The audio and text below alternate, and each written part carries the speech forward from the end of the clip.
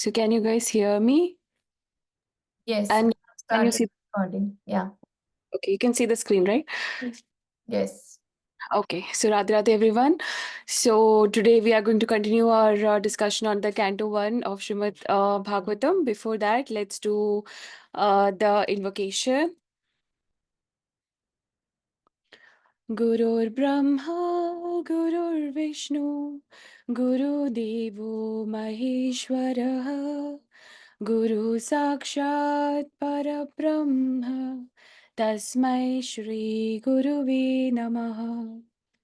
Vasudevasutam Devam Kamsachanuramardanam Devaki Paramanandam Krishnam Vande Jagadgurum Krishnam Vande Jagadgurum. So Radhe Radhe everyone. So let's do a brief recap of what we covered in the previous session.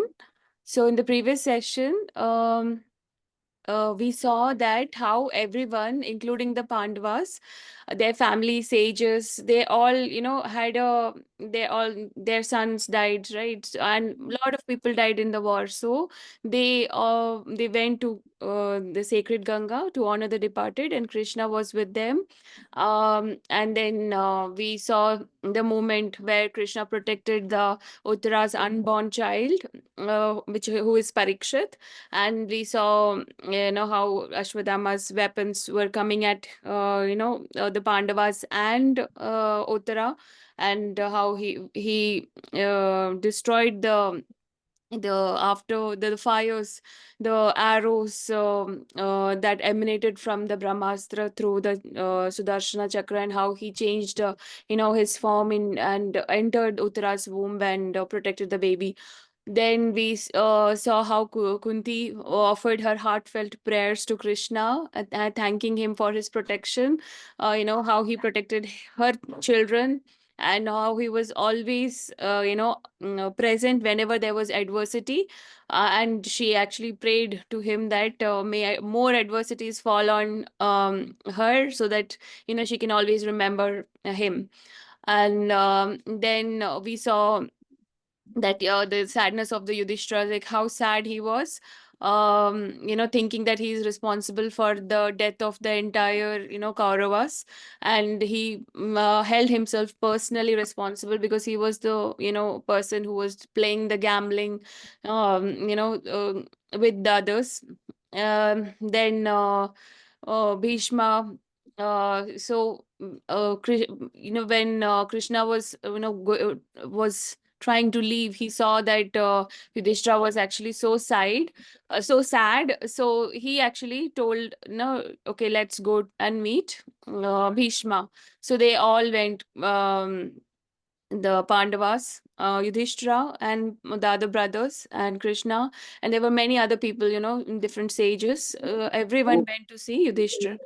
Then we saw that how Bhishma praised Krishna's divine nature. He said to them that even though Krishna is right now in this form, he is actually Lord Narayana himself, and he said that even though he's the Lord of the Lord, he's so selfless, he's so humble that he even became the charioteer, negotiator. So all those roles, even though he doesn't have to take on those things, then Krishna told, asked actually Bhishma to impart this knowledge to Yudhishthira, and told him about his state of mind, and in return, the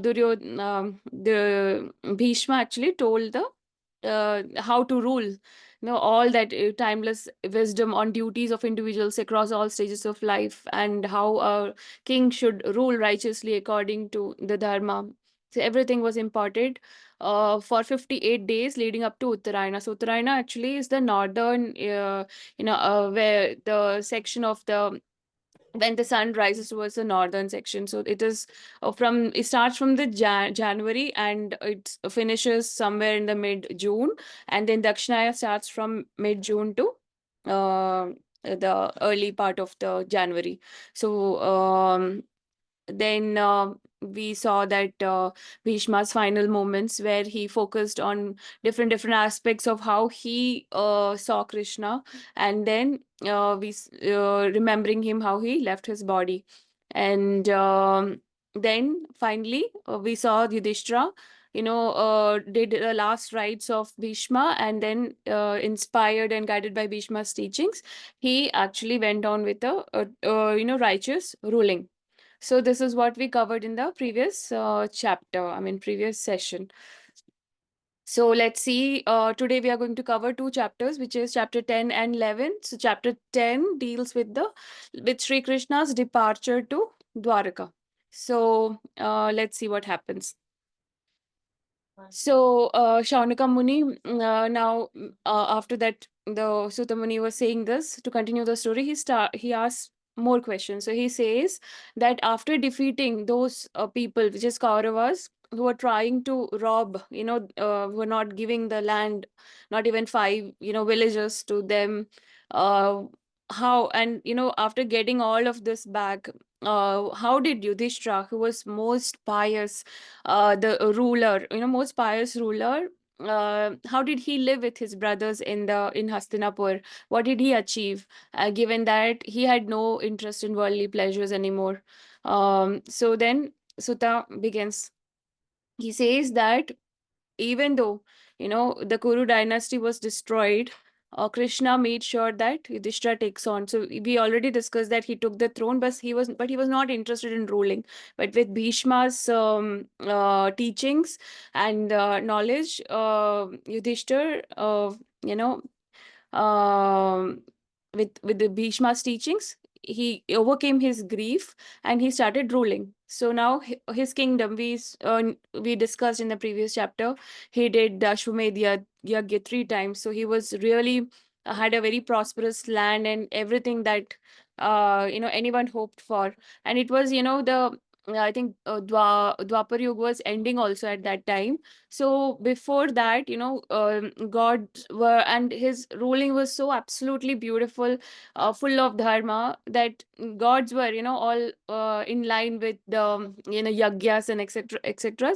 So gods were very happy. So rain god Indra poured down plentiful rain. The earth provided all desired fruits, and cows with large udders joyfully sprinkled their milk. Rivers, seas, mountains, trees, creepers, and plants yielded their products abundantly. And under Yudhishthira's rule, no living being faced worry, illness, or suffering. So we know that Tapatrayag, right? The three types of miseries that fall upon people, especially in Kali Yuga, which is miseries caused by natural calamities, miseries caused by other people, and miseries caused by our own minds. So under Yudhishthira's rule, there were no disasters from nature. People were not causing any problems to each other, and there were no inflicted troubles. Their mind was absolutely peaceful. It was a very, very peaceful reign under Yudhishthira.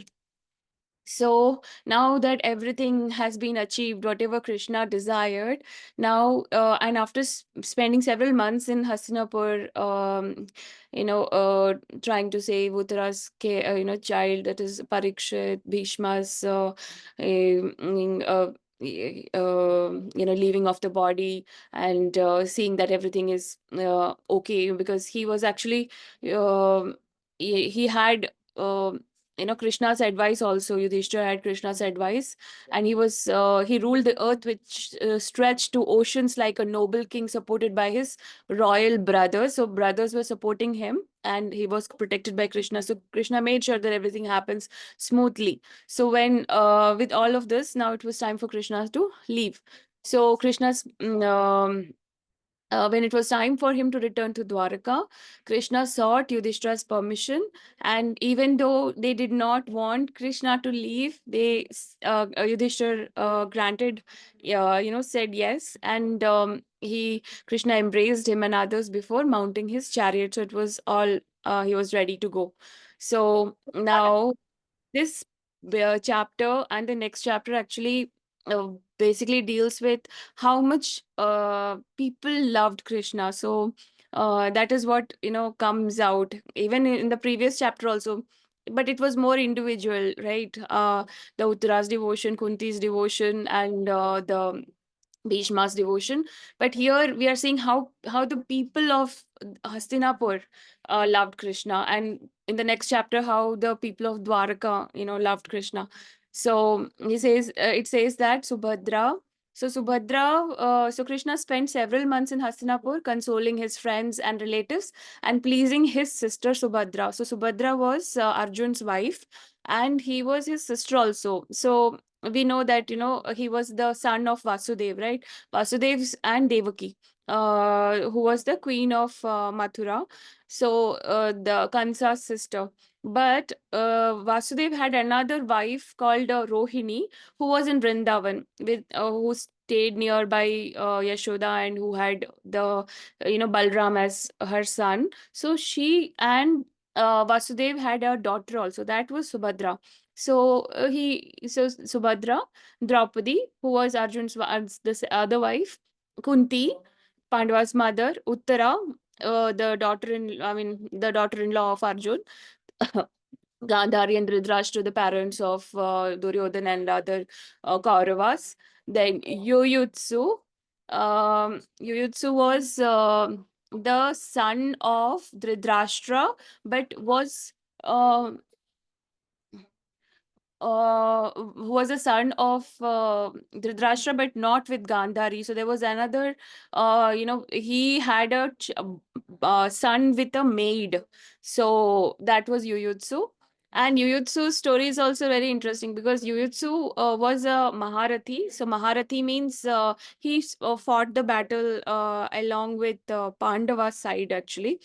He was very righteous. So even though he sided initially with Duryodhana because his father was Dhritarashtra, Krishna said that before I blow the conch, if anybody wants to come on this side, the Pandavas said they can. And so Yuyutsu actually left the Kauravas and came onto this side. So everyone over there died, but he survived.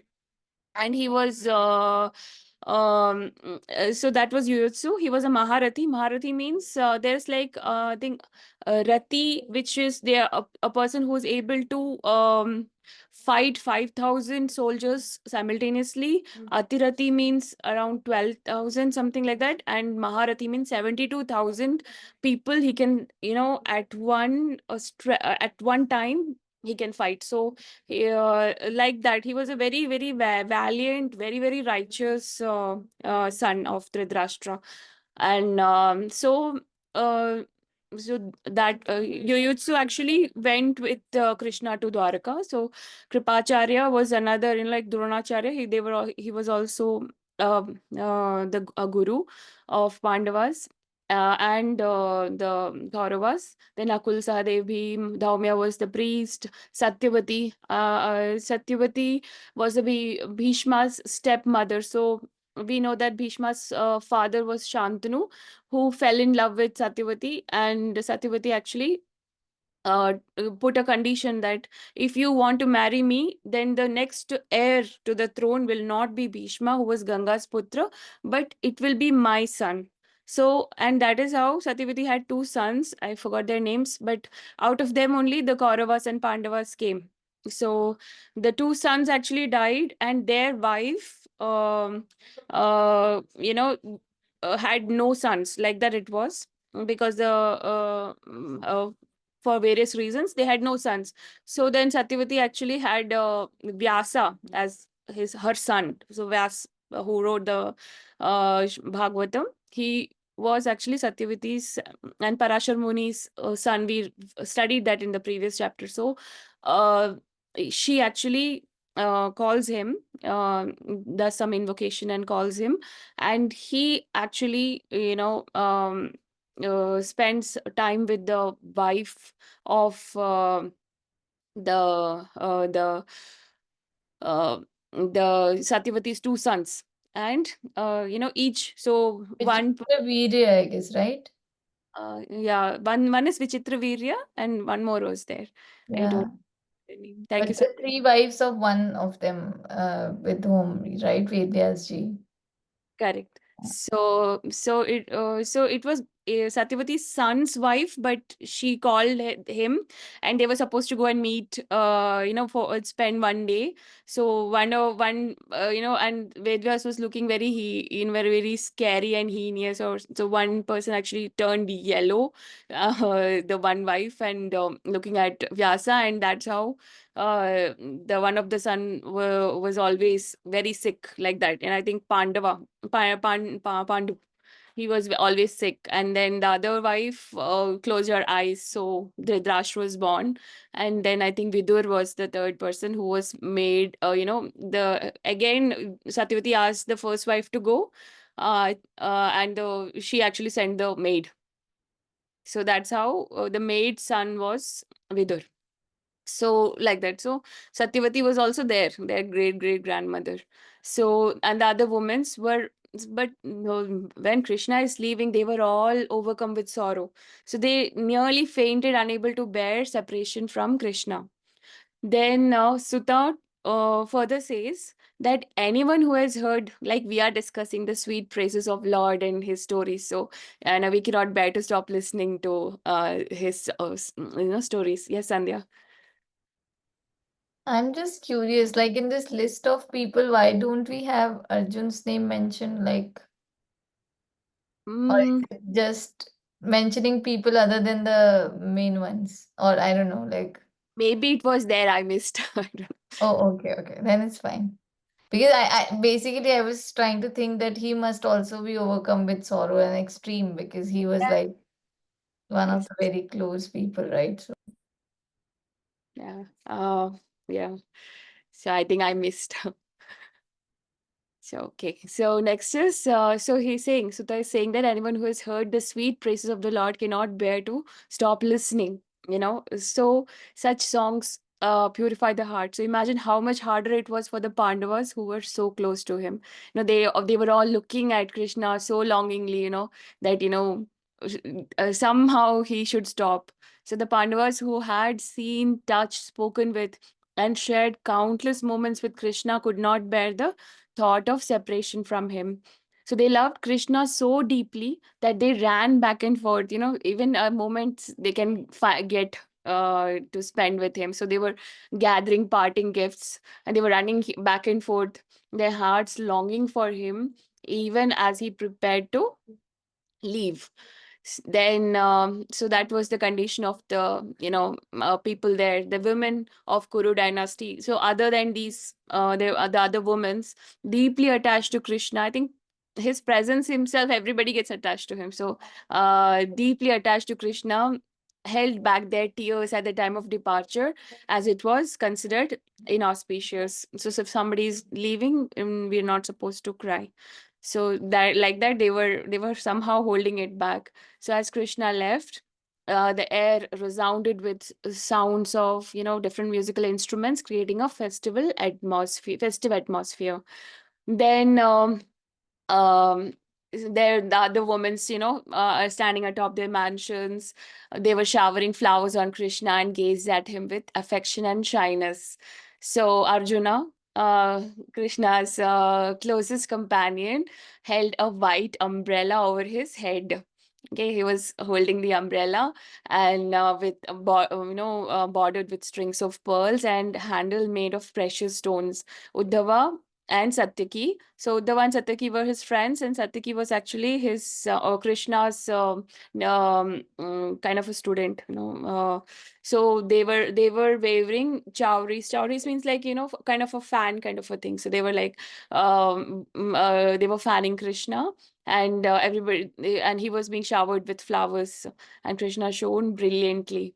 Then they all wanted to make it so memorable for him. So Brahmanas were chanting auspicious blessings wherever Krishna passed. Although Krishna is beyond such rituals, these blessings suited his personal form.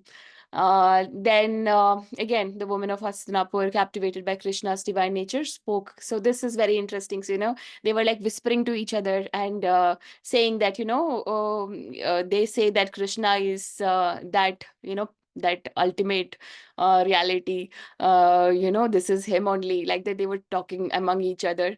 And he was saying he's that eternal being who remains undivided. So we saw that form, right? So it's like he's saying that he's that undivided. He's not dividing himself into Mahavishnu, Garbhogasai Vishnu, Kshirodagasai Vishnu, into different. He even though he is all of them, he is, and he remains undivided and self-sufficient even during the dissolution of universes. So then everything goes back, at that time also, even when the Mahavishnu is, blending into that Narayana aspect, um he remains undivided. When all the creation and souls merge into him, he still exists in his perfect form. It is Krishna who activates Prakriti to create the universe. So this is another aspect. So I have an image actually, just wanted to uh, okay, so this is the image. So how this is Krishna, in, he's complete, right? But when the creation happens, what he does is he actually divides himself into two. Okay, so one is Krishna and one is Radha. Okay, so then Radha actually forms these. I mean, we can say Radha. I mean, the material aspect. Okay, so she actually her energies creates these material aspects. So these small bubbles, let's consider it as anything that is material, starting from Mahavishnu. So and then Krishna actually infuses his energy into them. So that's how they come alive. So that's what is being depicted. So he's here. You can see it, right? Okay. 1 second. All right. Let me.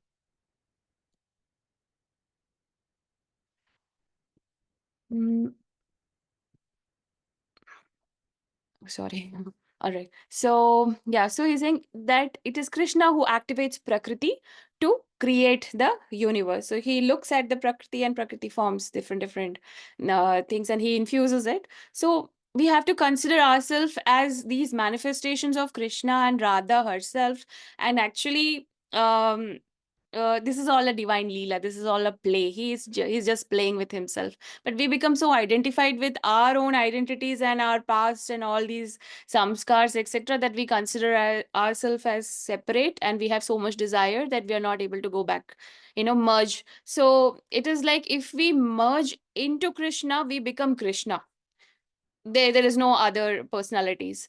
But if we decide to serve him, then we are these pure blue, aspects. We will be there inside him, but as a separate entity serving him.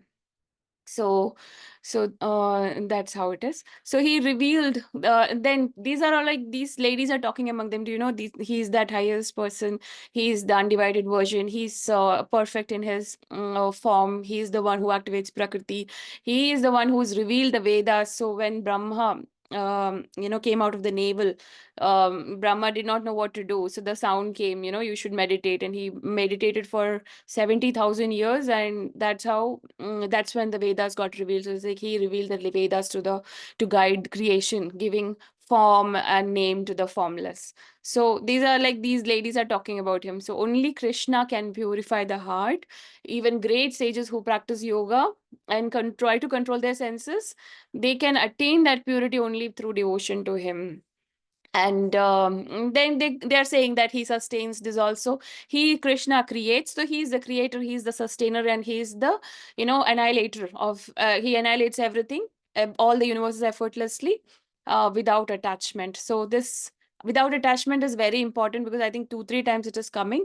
So here attachment means moha. So he's not, because he knows that it is him only and it is all leela. So he's not attached to any particular character or anything. It is our nature to get attached to him, which is in a way good, because then it helps us to, detach ourselves from other, our ego, and attach our mind to him. So his stories are praised in Vedas by wise seers. So whenever unrighteousness prevails, Krishna assumes various forms to protect the virtues and restore order, revealing divine qualities like truth, righteousness, and compassion. And that is what he is made of, or that is what we are made of. And it is the ego that actually creates separation. and makes us, have these kama, krodha, lobha, moha, mada, matsarya, is all because of the identities. And then they are saying how blessed is the Yadav dynasty, who was honored by Krishna's birth. How sacred is Mathura, where he spent his childhood and youth, the Vrindavan. And he's saying that, then these ladies are saying, wow, the Dwaraka is also even more glorious than heaven, because its people are fortunate to see Krishna daily. So I was just looking at, what was the duration for which Krishna was there in Hastinapur before and after the war. So it came close to around 3 months. So they are saying that that's what he's saying, that its people are fortunate to see Krishna daily, casting his smiles upon them as he moves through. So Krishna's, like how Vrindavan, he was roaming around, like that he roams around in the city of Dwarka also, and people look at them, and they are their heart fills with joy. So how blessed are Krishna's queen who enjoy the nectar of his lips, a joy that even a woman of Braja longed for. So gopis also longs for that smile. Then these ladies are saying that Rukmani, Jambavati, Satyabhama, they are truly fortunate. They are his wife. Some were won by Krishna in heroic acts, while others were married to him as gifts of friendship and love. So these queens, graced by Krishna's loving attention and gifts, like the celestial Parjadatri, have elevated womanhood to its highest honor. So because Krishna married them, they are now, they achieved this highest honor, and he elevated this womanhood to its highest honor by gracing them, by marrying them. So as the woman praised him, Krishna's actually, even though they were whispering among themselves, he was hearing all of this, and he smiled gently as at them as he continued his journey. Uh,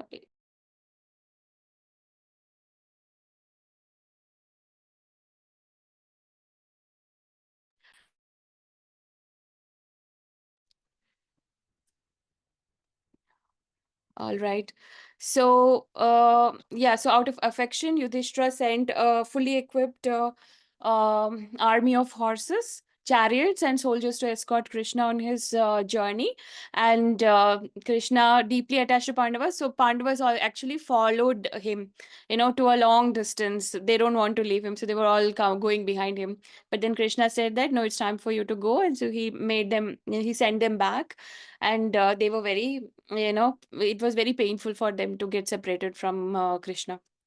And then he traveled through various places, and finally he reached the modern day Gujarat, and something called, a place called Kingdom of, like, Anartha. It is actually Dwaraka only. So finally he was nearby, and by the time the Krishna's horses were reached there, they were a bit tired. And then here it is talking about, wherever he crossed, whichever region he crossed, people honored him with gifts and prayers. And he also, while he was traveling back to Mathura, he visited, in the uh, uh, at dusk, Krishna would stop his chariot to rest, and he would visit a nearby lake to offer his Sandhya prayers, demonstrating his devotion. And Krishna accepted the gifts and prayers of people, blessed them with his presence, and the joy of seeing him filled their hearts with gratitude. So, likewise, he continues his journey to Dwarka, and honored and revered by all those whom he encountered along the way. So, that actually finishes the 10th chapter. So, does anybody have any questions?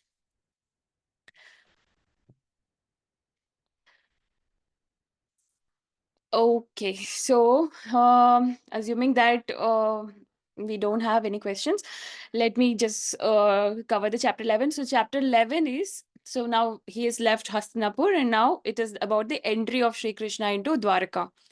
So, let's go through it. So, the Sutta says that when he reaches his highly prosperous kingdom of Dwarka, he blew his great conch, a conch called Panchajanya, to soothe the grief of his people. So he's telling this, look, I'm back. So, so when he does that, then they are like symbolically saying that this conch was, it shone beautifully in his lotus-like hands, resembling a singing swan perched on its two red lotus lips. So, like that, it was showing how beautiful he looked. So, hearing the familiar sound of the conch, all the fear, all the sadness of departure from Krishna, they knew, okay, he's here. So all of them, it just vanished, and people of Dwaraka rushed out eagerly to see their beloved Lord. So they brought him gifts. They approached joyfully. They approached Krishna, and they spoke to him, their protector and friend, in voices filled with deep emotions, and like how kids talk to their father, after seeing him, after so many days. So he's saying, oh Lord, we bow before your lotus feet.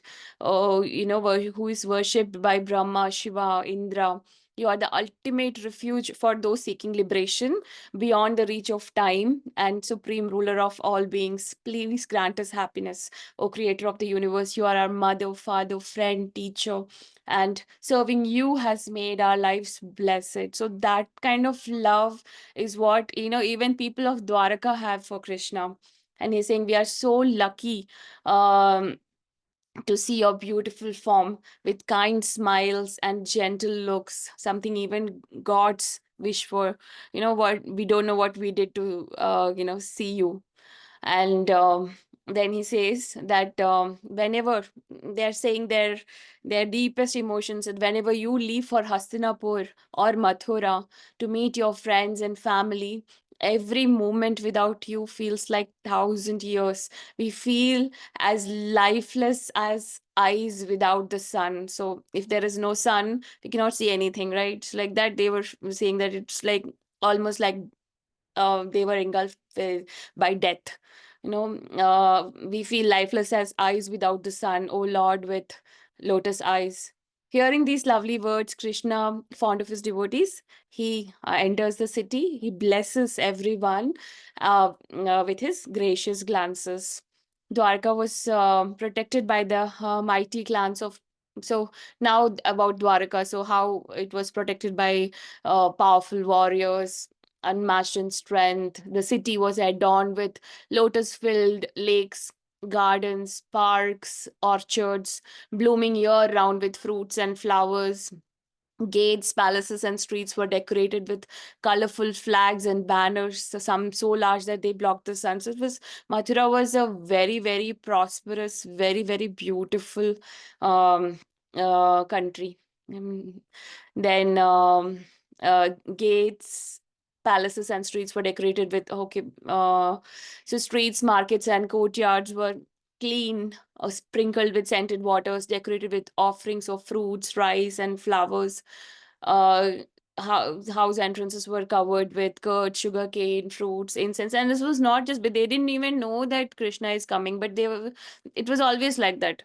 And on hearing that Krishna has returned, Vasudev, his father, Akrur, Akrur was the brother, cousin brother of Vasudev. So Vasudev from Vrindavan. Okay, so his father Akrur, the cousin brother of Vasudev, King Ugrasen, maternal uncle, Balram, his brother, Pradyumna and Chandrasena, Charudeshna were sons of Rukmani, his wife, Samba, his son by Jambavati, and others abandoned their meals. They when they heard this conch sound, they abandoned everything, their meals, beds, and seats in joy. Oh, Krishna has come, my father has come, my son has come.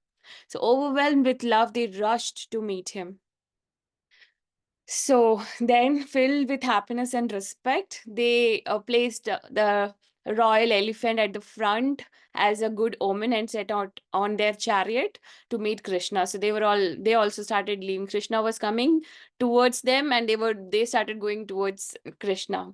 So they were accompanied by brahmanas chanting hymns and carrying auspicious items amidst the sounds of conches and trumpets. Hundreds of courtesans, their faces, they are ladies, they came in palanquins eager to see Krishna. Actors, dancers, singers, poets, bards, and minstrels also gathered glorifying Krishna's amazing deeds. So Krishna greeted everyone, all the attendants, kingsmen, citizens, and with appropriate gestures, showing his care for all. And then he bowed down. So when he met them, he bowed down to his elders, greeted others respectfully, blessed everyone, um, and he offered smiles, kind words, and boons to his people before entering the city. Now, he saw women, of Dwarka climb, at the rooftops of their mansions to catch a glimpse of him. And uh, then he's saying that, his how he is, his chest, the chest of Lord Krishna is the resting place of, Lakshmi Devi, goddess of prosperity. His face is like a cup of nectar that delights everyone who sees it. His arms are the refuge of protectors of the world. So, and his lotus like feet are ultimate shelter for his devoted followers. So uh, then he says that every part of his body radiates grace and beauty. And people of Dwaraka could never get enough of looking at him, even though they saw him every day.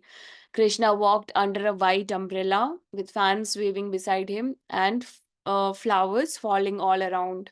He wore yellow robe and with a garland of forest flower on his neck.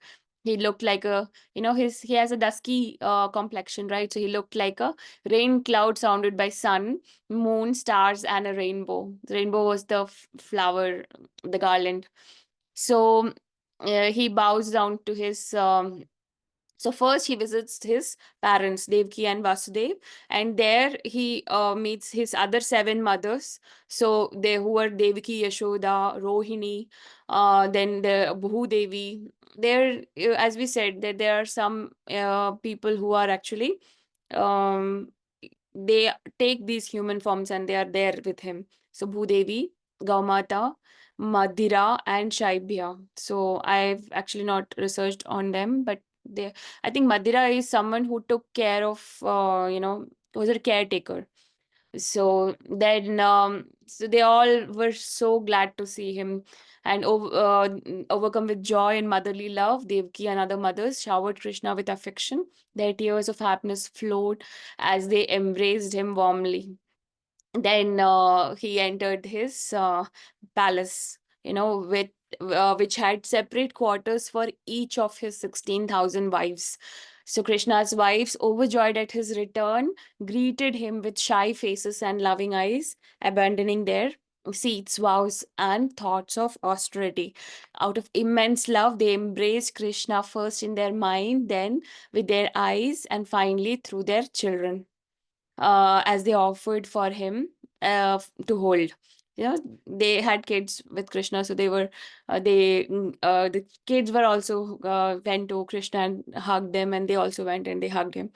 So they the tears that they held back by their modesty now free flowly. They were so happy to see him that the tears automatically started flowing, and they could no longer contain their emotions.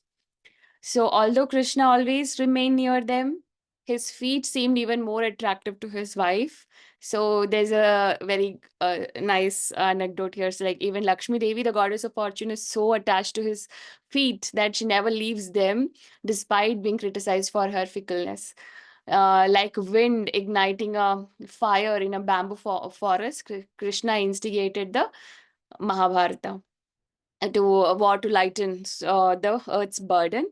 Without wielding weapons, he fulfilled his purposes. So this is actually saying the greatness of Krishna, and then it leads to the point that he's so great, as the ultimate god, but still for his wife, they are looking at him as their husbands, right? Their husband. So he's saying that without wielding weapon, he fulfilled his purpose and remained silent. Krishna, appearing in this world out of divine will, enjoyed pastimes with thousands of beautiful women. Yet, despite their charms, his mind remained unaffected by their love and beauty, because he has no aspect of um, gunas, the rajasic guna, nothing can affect him. So material gunas will not even touch him. So whatever he is exhibiting is actually pure divine love. So despite their charms, his mind remains unaffected by their love and beauty, because he knows that their love is probably coming from ignorance, that they're considering him as a husband. So, although Krishna appeared to act like an ordinary man, ignorant peoples wrongly saw him as being full of attachment. He is always with all the ladies. So, this is Krishna's divinity.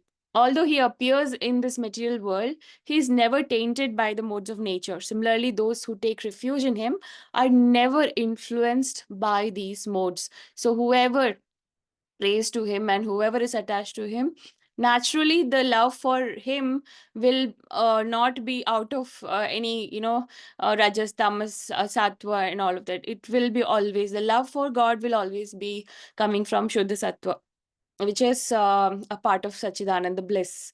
So even Krishna's consorts, the wives, unaware of his divine greatness, saw him as a devoted husband who served them lovingly. So this understanding arose from their own limited perception of him. So if suppose somebody tells something about a person, the next time a person comes in front of you, you will be seeing that person with that imagery that someone has planted in you, unless you have, and still you, because we all have a material mind, we will have our own perceptions, own understanding, and will always see through that lens. So that is what it's being said, that this misunderstanding arose from their own limited perception of him. So that ends the 10th and 11th discourses, forming part of story relating to Unnaimisharanya forest from the glorious Shrimad Bhagavatam. So anybody has any questions?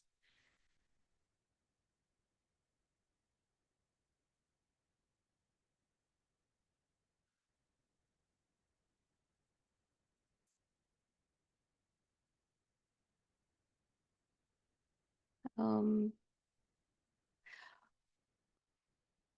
so if nobody has any question, let me just cover these points as well that we were talking in the last class. That is the Chaturvyuha, which is Krishna coming as Vasudev. So Vasudev, Sankarshana, Pradyumna, and Aniruddha. So these are kind of his powers. Okay, so he has unlimited powers. So these are his powers, and these powers actually manifest. So Vasudev can also be said as Krishna's Aishwarya Pav Shakti. So that is Vasudev, and he is the Narayana himself. So whenever Vishnu Bhagwan takes different incarnations, and all the incarnations basically comes from Vasudev. And then Sankarshana is that Mahavishnu form, Pradyumna is the Garbhodaka Sai Vishnu form, and Aniruddha is the Shirodaka Sai Vishnu form, which is the larger cosmic aspect. And if you and this is actually is there inside us also. So inside us, this Vasudev or the Supreme Source manifests as our as Krishna himself seated within us.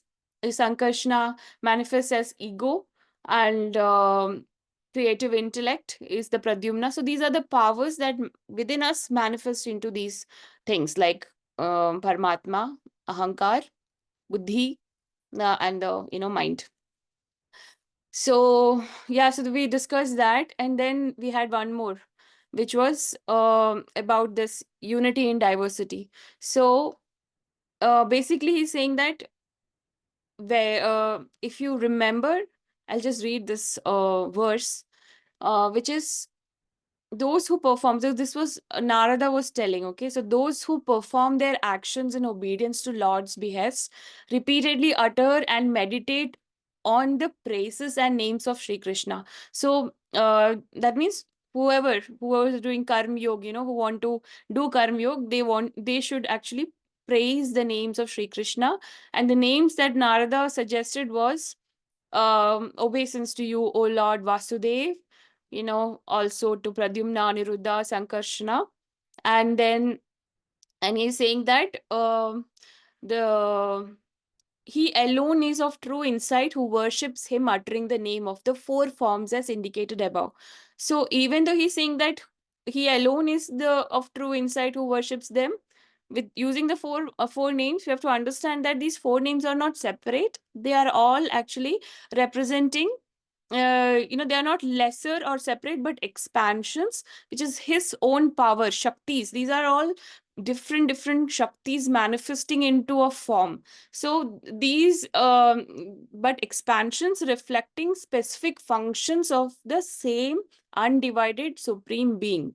And then he's saying the one, further says the oneness is expressed poetically here by Narada on the as a meditation on divine's various aspects. And then he's saying that when you meditate on Vasudev, you automatically meditate on all of these. And if suppose it's another interesting aspect is, suppose we are having some ego issue, somebody said something, oh, now we are sad, or somebody said something and now we are very very happy. So, and we are not able to get out of that, but that continuous thought process, or we are not getting some unique new ideas, we are stuck, or our mind is bothering us. In whichever, we should take Krishna's name, Om Namo Bhagavate Vasudevaya, or any other Krishna's name, or any other god that pleases our hearts. If we take that, actually we are praying to him, and he will make sure that that problem goes away. Because in a way, our ego, our mind, everything is actually Bhagwan only. It's his manifestation only. So all that we need is to pray to him. So when you meditate, you automatically meditate on all of these other, the Sankarsha, Pradyumna, and Ruddha, because they are all manifestations of same divine truth.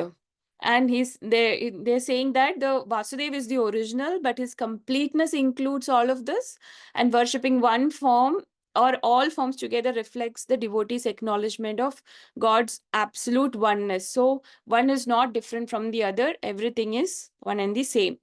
So that's what is being said. Then there was one more line here saying that the Lord presiding over sacrifices as the divine mantra for his body and has no material form. So this also we have discussed in the I think chapter 1 and 1 2 3 of this, where uh, we know that Krishna has a form, and then everything is within him is formless, but then they manifest, starting from different incarnations.